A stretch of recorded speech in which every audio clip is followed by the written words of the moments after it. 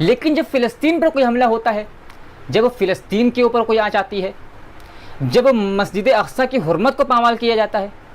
تو پھر یہ ممبر و محراب اور اسٹیج کا مسئلہ بن جاتا ہے۔ پھر اس پر خصوصی بیانات جاری ہوتے ہیں، پھر اس پر تحریریں شائع کی جاتی ہیں، اور اگر ضرورت پڑے تو زخیم کتابیں وجود میں آتی ہیں۔ تو ذہن میں یہ سوال پیدا ہو ہی جاتا ہے کہ آخر فلسطین اور دیگر ممالک کے درمیان یا مسجد اقصیٰ اور دیگر مساجد کے درمیان یہ تفریق آخر کیوں ہمارے علماء تفریق کر رہے ہیں؟ ہمارے علماء خود ہی اپنی تقریروں میں اور واز کرتے پھرتے ہیں کہ اسلام عدل کا درس دیتا ہے، اسلام انصاف کا درس دیتا ہے، اور خود ہی وہ جو ہے عدل کے خلاف کام کر رہے ہیں اور تفریق کر رہے ہیں۔ دوستو بہت سارے مسلمانوں کے ذہن میں ایک سوال پیدا ہوتا ہوگا کہ دنیا کے اندر نہ جانے کتنے ممالک اور کتنی کنٹریز ایسی ہیں جن پر بے انتہا ظلم کیا گیا ہے، اور نہ جانے کتنی مساجد ایسی ہیں جو ڈھائی جا چکی ہیں، کئی ممالک ایسے ہیں جن پر ابھی بھی ظلم ہو رہا ہے، کئی مسجدیں ایسی ہیں جو ابھی بھی ڈھائی جا رہی ہیں۔ ہم آئے دن خبریں سنتے رہتے ہیں کہ فلاں ملک نے فلاں ملک کے اوپر حملہ کر دیا، یا فلاں ملک نے فلاں ملک کے اوپر بم گرا دیا، یا فلاں شہر میں فلاں ملک کے اندر فلاں جگہ پر فلاں مسجد کو ڈھا دیا گیا۔ ہم آئے دن اس طرح کی خبریں سنتے رہتے ہیں، اور ہمارے علماء ایسے موقعوں پر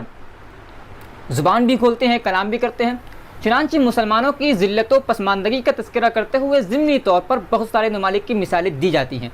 مثلا کہا جاتا ہے کہ دیکھیے دنیا بھر کے اندر مسلمان ذلیل و خوار ہے، مسلمان برما کے اندر مارے جا رہے ہیں، مسلمان چیچنیا کے اندر مارے جا رہے ہیں، مظفر نگر کے اندر مسلمانوں پر ظلم ہو رہا ہے، فلاں شہر کے اندر مسلمانوں پر ظلم ہو رہا ہے۔ تو اس طرح کی مختلف ممالک کی اور مختلف شہروں کی مثالیں ضمنی طور پر ہمارے علماء بیان کرتے ہیں مسلمانوں کی ذلت و پسماندگی کا تذکرہ کرتے ہوئے۔ لیکن ایک مستقل اہمیت جو دی جاتی ہے، جسے کہتے ہیں کہ کسی مسئلے کو مستقل اہمیت دینا، وہ چیز نہیں دکھتی ہے۔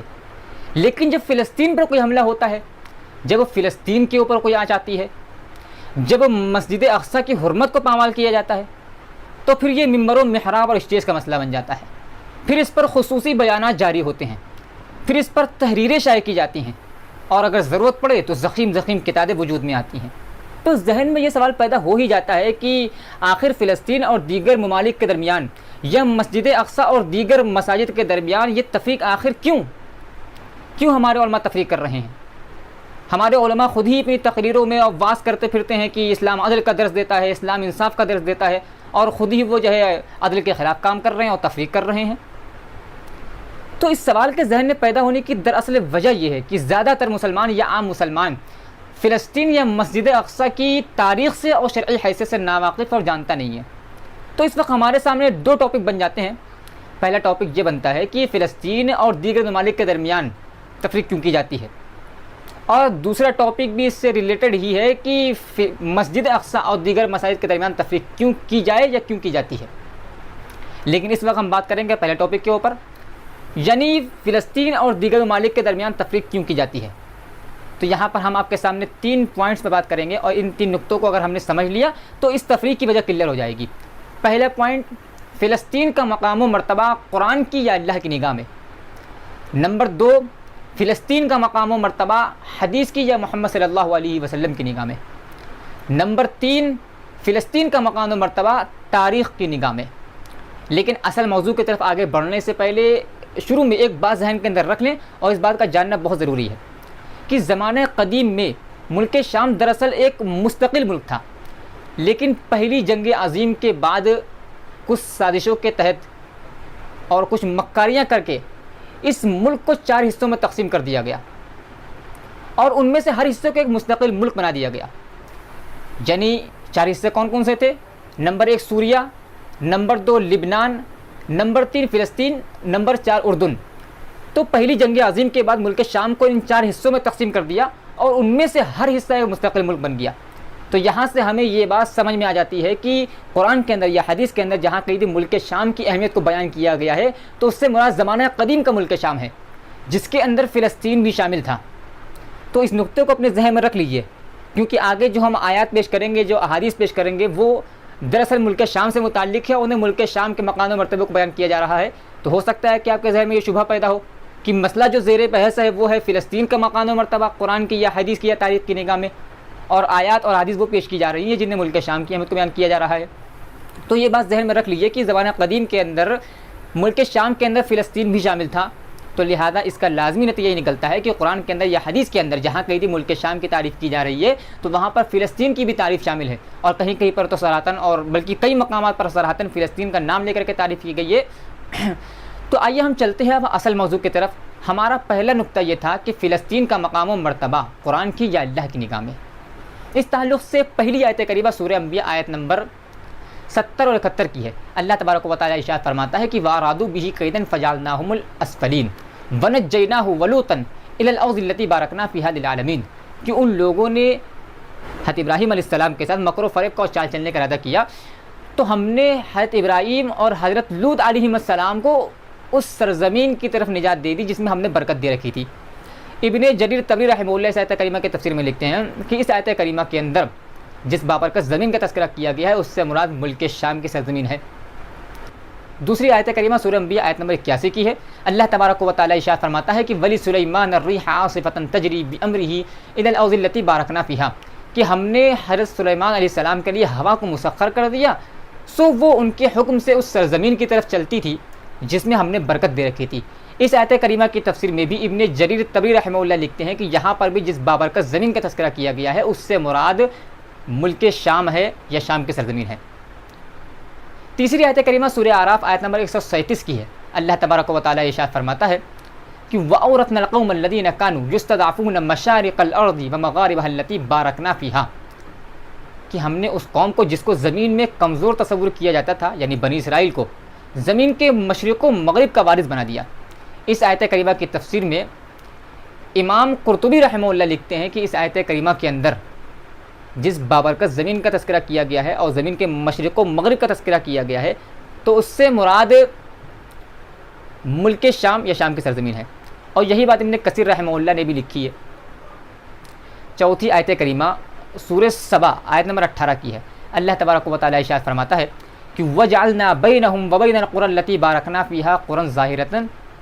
کہ ہم نے ان کے اور ان بستیوں کے درمیان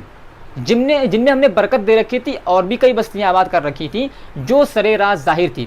اس آیت کریمہ کی تفسیر میں امام قرطبی رحمہ اللہ لکھتے ہیں کہ اس آیت کریمہ کے اندر جس بابرکت زمین کا تذکرہ کیا گیا ہے اس سے مراد فلسطین اور شام ہے۔ پانچویں آیت کریمہ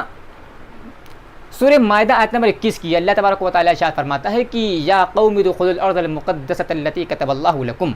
کہ حضرت موسیٰ علیہ السلام نے اپنی قوم بنی اسرائیل سے کہا کہ اے میری قوم بنی اسرائیل تم لوگ ارض مقدس کے اندر داخل ہو جاؤ جس کو اللہ تبارک و تعالیٰ نے تمہارے لیے لکھ دیا ہے۔ اس آیت کریمہ کے اندر بھی جس ارض مقدس کا تذکرہ کیا گیا ہے اس سے مراد فلسطین یا بیت المقدس ہے، اور یہ بات کئی مفسرین نے اپنی تفاسیر میں ذکر کی ہے۔ چھٹی آیت کریمہ اس تعلق سے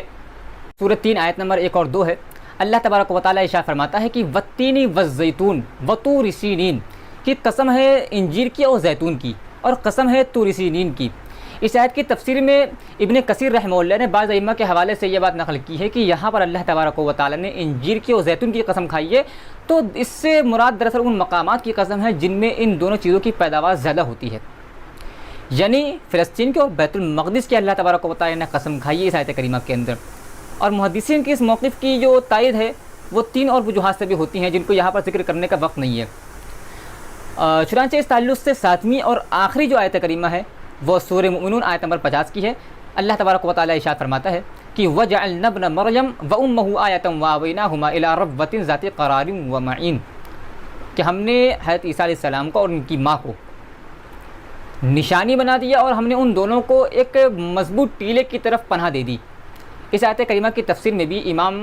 بغوی رحمہ اللہ نے لکھا ہے کہ یہاں پر بھی جس ٹیلے کا تذکرہ کیا گیا ہے اس سے مراد فلسطین یا دمشق کی سرزمین ہے، جس کو دمشق بھی کہا جاتا ہے، تو فلسطین یا دمشق کی سرزمین ہے۔ دوستو ابھی ہم نے آپ کے سامنے یہ 7 آیتیں کریمہ پیش کی ہیں جس کے اندر ملک شام یا فلسطین کے مقام و مرتبے کو بیان کیا گیا ہے۔ آئیے اس تعلق سے چند احادیث بھی دیکھ لیتے ہیں۔ اللہ کے نبی صلی اللہ علیہ وسلم ارشاد فرماتے ہیں، اس تعلق سے پہلی روایت ترمذی کی روایت ہے۔ اللہ کے نبی صلی اللہ علیہ وسلم ارشاد فرماتے ہیں کہ طوبى للشام فقلنا لأي ذلك یا رسول اللہ قال ان ملائکۃ الرحمن باسطۃ اجنحتها علیہا کہ اللہ کے نبی صلی اللہ علیہ وسلم نے ارشاد فرمایا کہ خوشخبری ہے اہل شام کے لیے یا سرزمین شام کے لیے۔ صحابہ کرام کہتے ہیں کہ ہم نے کہا کہ اللہ کے نبی صلی اللہ علیہ وسلم کس چیز کی خوشخبری ہے، کس لیے خوشخبری ہے؟ تو آپ صلی اللہ علیہ وسلم نے ارشاد فرمایا کہ اللہ کے جو فرشتے ہیں وہ ملک شام کے اوپر اپنے پروں کو بچھائے رہتے ہیں۔ دوسری روایت صحیح بخاری کی ہے، اللہ کے نبی صلی اللہ علیہ وسلم ارشاد فرماتے ہیں اللہم بارک لنا فی شامنا اللہم بارک لنا فی یمننا قالوا وفی نجدنا قال اللہم بارک لنا فی شامنا اللہم بارک لنا فی یمننا قالوا وفی نجدنا قال هناک الزلازل والفتن وبها یطلع قرن الشیطان۔ اللہ کے نبی صلی اللہ علیہ وسلم نے ارشاد فرمایا کہ اے اللہ تو ہمارے ملک شام میں برکت دے، اے اللہ تو ہمارے یمن میں برکت دے۔ تو صحابی کہتے ہیں کہ ہم نے کہا کہ اور ہمارے نجد میں بھی۔ پھر آپ صلی اللہ علیہ وسلم نے وہی بات ارشاد فرمائی کہ اللہم بارک لنا فی شامنا اللہم بارک لنا فی یمننا، کہ اے اللہ تو ہمارے شام میں برکت دے، اے اللہ تو ہمارے یمن میں برکت دے۔ صحابی کہتے ہیں کہ وفی نجدنا، اور ہمارے نجد کے لیے بھی دعا کر دیجیے۔ تو آپ صلی اللہ علیہ وسلم نے ارشاد فرمایا کہ ہناک الزلازل والفتن وبها یطلع قرن الشیطان، کہ وہاں پر تو زلزلے اور فتنے برپا ہوں گے اور وہاں پر شیطان کی سینگ ظاہر ہوگی۔ تیسری حدیث ابو داؤد کی روایت ہے، اللہ کے نبی صلی اللہ علیہ وسلم ارشاد فرماتے ہیں سیصیر الامر الی ان تکونوا جنودا مجندۃ جند بالشام وجند بالیمن وجند بالعراق قال ابن حبالہ خر لی یا رسول اللہ ان ادرکت ذلك فقال علیک بالشام فإنها خیرۃ اللہ من ارضہ یجتبی الیہا خیارته من عبادہ فاما ان ابیتم فعلیکم بیمنکم وسقوا من غدورکم فإن اللہ توکل لی بالشام واہلہ۔ اللہ کے نبی صلی اللہ علیہ وسلم ارشاد فرماتے ہیں کہ ان قریب ایسا ہونے والا ہے کہ لوگ 3 لشکروں میں تقسیم ہو جائیں گے، ایک لشکر ملک شام میں ہوگا، ایک لشکر یمن کے اندر ہوگا اور ایک لشکر عراق کے اندر ہوگا۔ ابن حوالہ کہتے ہیں کہ میں نے کہا کہ اللہ کے نبی صلی اللہ علیہ وسلم آپ ان تینوں میں سے میرے لیے کو منتخب کر دیجئے، اگر میں اس زمانے کو پاؤں تو میں کیا کروں، میں کس لشکر میں شریک ہوں؟ تو اللہ کے نبی صلی اللہ علیہ وسلم نے ارشاد فرمایا کہ تم ملک شام چلے جانا اور ملک شام میں جو لشکر ہوگا تم اس میں شامل ہو جانا۔ آگے اللہ کے نبی صلی اللہ علیہ وسلم ارشاد فرماتے ہیں کہ یہ اللہ کی پسندیدہ زمین ہے، یعنی ملک شام اللہ کی پسندیدہ سرزمین ہے، اور ملک شام کے اندر اللہ تبارک و تعالیٰ اپنے پسندیدہ بندوں کو اکٹھا کرے گا۔ اور اگر تم ملک شام میں جانا نہ چاہو تو تم یمن میں شریک ہو جانا، یمن کے اندر چلے جانا۔ آگے اللہ کے نبی صلی اللہ علیہ وسلم ارشاد فرماتے ہیں کہ اور اس کے چشموں سراب ہونا۔ اور آخری ٹکڑا جو ہے وہ ملک شام کی فضیلت کو بیان کرتا ہے کہ اللہ کے صلی اللہ علیہ وسلم نے ارشاد فرمایا کہ فإن اللہ توکل علی بالشام واہلہ، کہ اللہ تبارک و تعالی نے مجھ کو شام کی اور اہل شام کی ضمانت دی ہے۔ چوتھی روایت دراصل مستدرک حاکم کی روایت ہے، اللہ کے نبی صلی اللہ علیہ وسلم ارشاد فرماتے ہیں کہ سیکون حجرۃ بعد حجرۃ فخیار اہل الارض اعظمہم مہاجر ابراہیم۔ اللہ کے نبی صلی اللہ علیہ وسلم ارشاد فرماتے ہیں کہ ان قریب ایک ہجرت کے بعد دوسری ہجرت ہوگی، تو اس وقت اہل زمین میں سب سے بہترین وہ لوگ ہوں گے جو حضرت ابراہیم علیہ السلام کی جائے ہجرت یعنی ملک شام کو اپنی جائے ہجرت بنائیں گے اور وہاں پر ہجرت کر کے جائیں گے۔ پانچویں روایت ابن ماجہ کی روایت ہے، اللہ کے نبی صلی اللہ علیہ وسلم ارشاد فرماتے ہیں کہ اذا وقعت الملاحم بعث اللہ من دمشق بعثا من الموالی ہم اکرم العرب فرسا واجودہ سلاحا یؤید اللہ بہم الدین۔ اللہ کے صلی اللہ علیہ وسلم ارشاد فرماتے ہیں کہ جب بڑے بڑے فتنے ظاہر ہوں گے تو اس وقت اللہ تبارک و تعالیٰ دمشق سے، اور آپ کو معلوم ہوگا کہ یہ دمشق ملک شام کا ہی ایک شہر ہے، تو اللہ صلی اللہ علیہ وسلم ارشاد فرماتے ہیں کہ جب بڑے فتنے ظاہر ہوں گے تو اللہ تبارک و تعالیٰ دمشق سے 9 مسلموں کی ایک جماعت کو کھڑا کرے گا، جن کے پاس عرب کے بہترین گھوڑے ہوں گے اور جن کے پاس بہترین ہتھیار ہوں گے، اور اللہ تبارک و تعالیٰ دمشق کی اس جماعت کے ذریعے سے یا ملک شام کی اس جماعت کے ذریعے سے دین کی تائید کرے گا اور دین کی مدد فرمائے گا۔ چھٹی روایت دراصل ترمذی کی روایت ہے، اللہ کے نبی صلی اللہ علیہ وسلم ارشاد فرماتے ہیں کہ ستخرج نار من حضرموت او من نحو بحر حضرموت قبل یوم القیامہ تحشر الناس قالوا یا رسول اللہ فما تأمرنا قال علیکم بالشام۔ اللہ کے صلی اللہ علیہ وسلم ارشاد فرماتے ہیں کہ ان قریب حضرموت سے یا حضرموت کے سمندر کی جانب سے ایک آگ نکلے گی قیامت سے پہلے جو لوگوں کو اکٹھا کرے گی۔ صحابہ کرام نے کہا کہ اس وقت ہم کیا کریں گے؟ تو صلی اللہ علیہ وسلم نے ارشاد فرمایا کہ تم ملک شام یا سرزمین شام کو لازم پکڑنا اور وہاں چلے جانا۔ ساتویں روایت مسند احمد کی روایت ہے، اللہ کے نبی صلی اللہ علیہ وسلم ارشاد فرماتے ہیں کہ انی رأیت کأن عمود الکتاب انتزع من تحت وسادتی فأتبعه بصري فإذا هو نور ساطع عمد به إلى الشام ألا وإن الإيمان إذا وقعت الفتن بالشام. اللہ کے نبی صلی اللہ علیہ وسلم ارشاد فرماتے ہیں کہ میں نے خواب میں دیکھا کہ کتاب کا بنیادی حصہ میرے تکیے کے نیچے سے اور ایک دوسری روایت کے اندر ہے کہ میرے سر کے نیچے سے نکال لیا گیا. تو میری نگاہوں نے اس بنیادی حصے کا پیچھا کیا تو میری نگاہوں نے دیکھا کہ وہ ایک چمکتا ہوا نور ہے جس کو سرزمین شام کی طرف لے جایا جا رہا ہے. آگے اللہ کے نبی صلی اللہ علیہ وسلم ارشاد فرماتے ہیں کہ خبردار جب دنیا کے اندر فتنے ظاہر ہوں گے تو ایمان سرزمین شام میں ہوگا. 8ویں روایت صحیح بخاری کی روایت ہے. اللہ کے نبی صلی اللہ علیہ وسلم ارشاد فرماتے ہیں کہ فسأل اللہ ان يدنيه من الارض المقدسة رمية بحجر قال قال رسول اللہ صلی اللہ علیہ وسلم فلو كنت ثم لرأيتكم قبره الى جانب الطريق عند الكثيب الاحمر. اللہ کے نبی صلی اللہ علیہ وسلم ارشاد فرماتے ہیں صحابہ کرام کو مخاطب کر کے کہ حضرت موسیٰ علیہ السلام نے اللہ تبارک و تعالیٰ سے دعا کی کہ اللہ تبارک و تعالیٰ ان کو ان کی وفات کے وقت ارض مقدس کے قریب کر دے. محدثین نے اس حدیث کے تفسیر میں لکھا ہے کہ ارض مقدس سے مراد بیت المقدس اور اس کے آس پاس کا علاقہ ہے. تو اس کا مطلب یہ ہے کہ حضرت موسیٰ علیہ السلام نے اللہ تبارک و تعالیٰ سے دعا کی کہ اللہ تو مجھ کو میری وفات کے وقت بیت المقدس کی سرزمین میں پہنچا دینا اور وہیں پر مجھ کو دفن کرنا. اللہ کے نبی صلی اللہ علیہ وسلم ارشاد فرماتے ہیں صحابہ کرام کو مخاطب کر کے کہ اے میرے صحابیوں اگر میں بیت المقدس میں یا فلسطین میں ہوتا تو میں تم کو حضرت موسیٰ علیہ السلام کی قبر دکھاتا کہ وہ سڑک کے کنارے ایک سرخ ٹیلے پر بنی ہوئی ہے.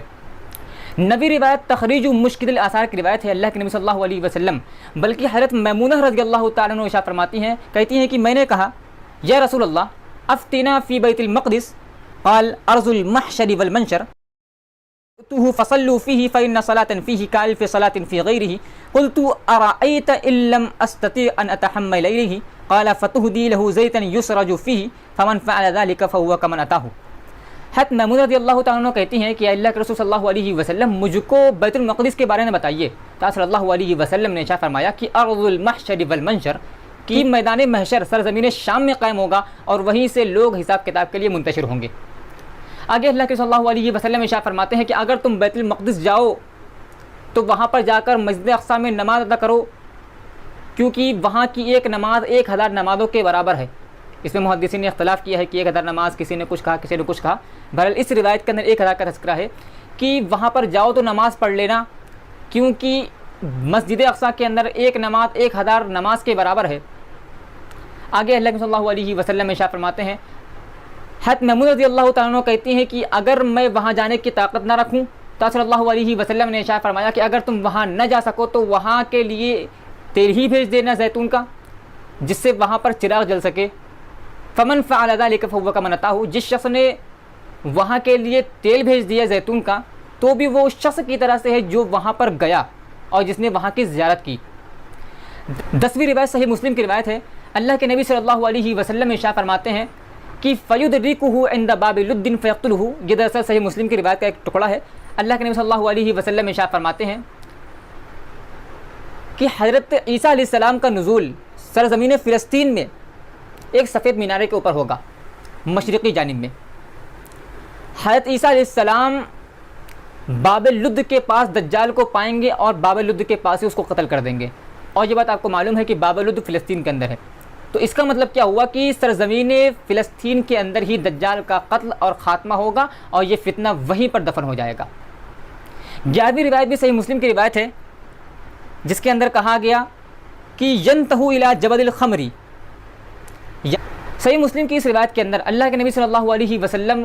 یہ ارشاد فرما رہے ہیں کہ یاجوج ماجوج کا جو قتل ہے اور یاجوج ماجوج کا جو خاتمہ ہے وہ بھی سرزمین فلسطین کے اندر ہوگا. دوستو یہ ہم نے آپ کے سامنے تقریباً 11 احادیث ذکر کی ہیں اور سب کے سب احادیث صحیح ہیں جن کے اندر ملک شام اور فلسطین کے مقام و مرتبے کو بیان کیا گیا ہے. آئیے ہم مختصر انداز میں یہ دیکھ لیتے ہیں کہ تاریخ کی نگاہ میں فلسطین کا یا ملک شام کا مقام و مرتبہ کیا ہے. تو اس تعلق سے جب ہم مطالعہ کرتے ہیں تاریخ کا تو ہمیں یہ بات معلوم ہوتی ہے کہ فلسطین کی سرزمین وہ مقدس سرزمین ہے جہاں پر انبیاء کرام کی بعثت اور دعوت کا ایک طویل سلسلہ رہا ہے. چنانچہ جن انبیاء کرام نے فلسطین کو اپنا مرکز یا اپنا وطن بنایا ہے یا دعوت کا فریضہ انجام دیا ہے ان میں سے چند نام یہ ہیں: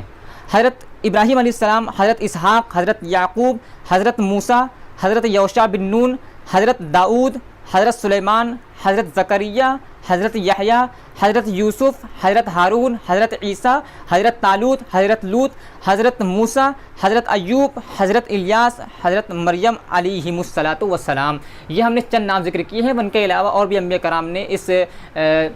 جگہ کو، فلسطین کو اپنا مرکز یا اپنا وطن یا جاہرت بنایا ہے. حتیٰ کہ ہمارے آخری نبی صلی اللہ علیہ وسلم نے بھی اپنی نبوت سے پہلے ملک شام کا 2 مرتبہ سفر کیا ہے، اور نبوت ملنے کے بعد تو بیت المقدس میں باقاعدہ آپ تشریف لائے ہیں اور یہاں پر آپ نے امامت کرائی ہے انبیاء کرام کی. تو تیسری بات اس تعلق سے یہ ہے کہ جس طرح سے یہ جائے بعثت ہے انبیاء کرام کا، اسی طریقے سے فلسطین انبیاء کرام کا جائے دفن بھی ہے. یہاں پر بہت سارے انبیاء کرام بھی دفن ہیں، جیسا کہ امام نبوی رحمہ اللہ نے اس چیز کو ذکر کیا ہے. تیسری بات یہ ہے کہ 1000 قبل مسیح میں حضرت داؤد علیہ السلام نے فلسطین کو اپنا دارالحکومت بنایا تھا. اسی طرح سے 960 قبل مسیح میں حضرت سلیمان علیہ السلام نے بیت المقدس کے اندر مسجد اقصی تعمیر کی تھی، جو کہ خانہ کعبہ کے بعد دنیا کی پہلی مسجد ہے اور مسلمانوں کے نزدیک تیسرا مقدس ترین مقام ہے. اسی طرح سے 991 قبل مسیح میں اموی خلیفہ عبد الملک نے قبۃ الصخرہ تعمیر کیا تھا، جس کو انگلش میں ڈوم آف دی راک کہا جاتا ہے. اور آخری بات ہم آپ کے سامنے یہ رکھیں گے کہ بیت المقدس پر مسلمانوں نے تقریباً 761 سال حکومت کی ہے. اور اسی طرح سے آپ جب تاریخ کا مطالعہ کریں گے اور معروف واقعہ آپ جانتے بھی ہیں کہ بیت المقدس کے اندر مسجد اقصی کے اندر اللہ کے نبی صلی اللہ علیہ وسلم نے تمام انبیاء کرام کو نماز پڑھائی تھی اور امامت کرائی تھی. تو آپ ان سب چیزوں کو، ان سب نکات کو اپنے سامنے اگر رکھیں تو آپ کو یہ معلوم ہوگا کہ فلسطین کو خود اللہ تبارک و تعالیٰ نے اور اس کے رسول صلی اللہ علیہ وسلم نے کیا مقام و مرتبہ دیا ہے. اور یہی وجہ ہے کہ علماء کرام یا ہم فلسطین کی یا دیگر ممالک کے درمیان تفریق کرتے ہیں. تو یہ ہم نے آپ کے سامنے اسی لیے رکھا کہ ہمارے ذہنوں میں یا مسلمان کے ذہن میں یہ شبہ جو پیدا ہوتا ہے، اس شبہ کا ازالہ ہو سکے اور ہم یہ سمجھ سکیں کہ آخر اس تفریق کی وجہ کیا ہے.